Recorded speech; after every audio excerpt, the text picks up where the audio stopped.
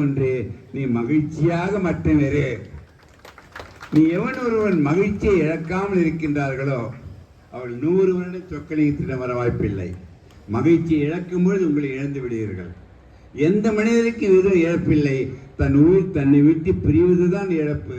100 வருடம் கடந்து பிரியட்டுமே நினைக்கிறேன். அடுத்த ஒரு கேள்வி சந்திரிகா, மகிழ்ச்சி எதில் கொடுக்கணும்னு நினைக்கிறீங்க? மகிழ்ச்சி என்பது கொடுப்பதில் மட்டும்தான் மகிழ்ச்சி.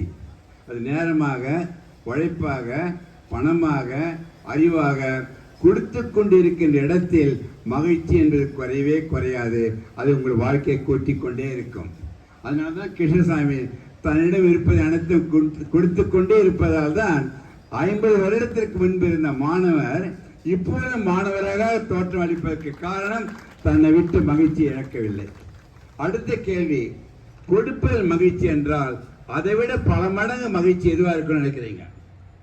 கொடுப்பதில் மகிழ்ச்சி, அதை விட பல மடங்கு மகிழ்ச்சி எங்க? நம்ம சங்கீதம் எங்க இருக்காங்க? ஓகே, சங்கீதம் ஓடி ஓடி போட்டாங்க, கவனிச்சுட்டு இருக்காங்க பாவம். ஸோ கொடுப்பதில் மகிழ்ச்சி, அதை விட பல மடங்கு மகிழ்ச்சி எதுவாக இருக்க முடியும்? கரெக்டா சொன்னா என் கையிலிருந்து 1000 ரூபாய் அவங்களுக்கு கொடுக்கின்றேன். உடனே எழுந்துட்டாங்க மற்றவங்க. அதான் கொடுக்கிறது, அதான் மகிழ்ச்சி சொல்லியாச்சு.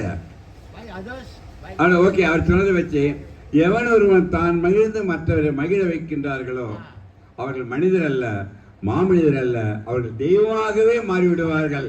அதுல மாற்று கருத்தில்லை. அது ஆன்சர் கிடையாது ஐயா. கொடுப்பதில் மகிழ்ச்சி என்றால் விட்டு கொடுப்பதில் தான் பல மடங்கு மகிழ்ச்சி என்பதை நீங்கள் அனைவரும் உணர வேண்டும். அந்த விட்டு கொடுக்கின்ற சக்தி ஒன்று இல்லாதனால்தான் கணவன் மனைவி உறவுகள், உற்றங்கள், உறவுகள்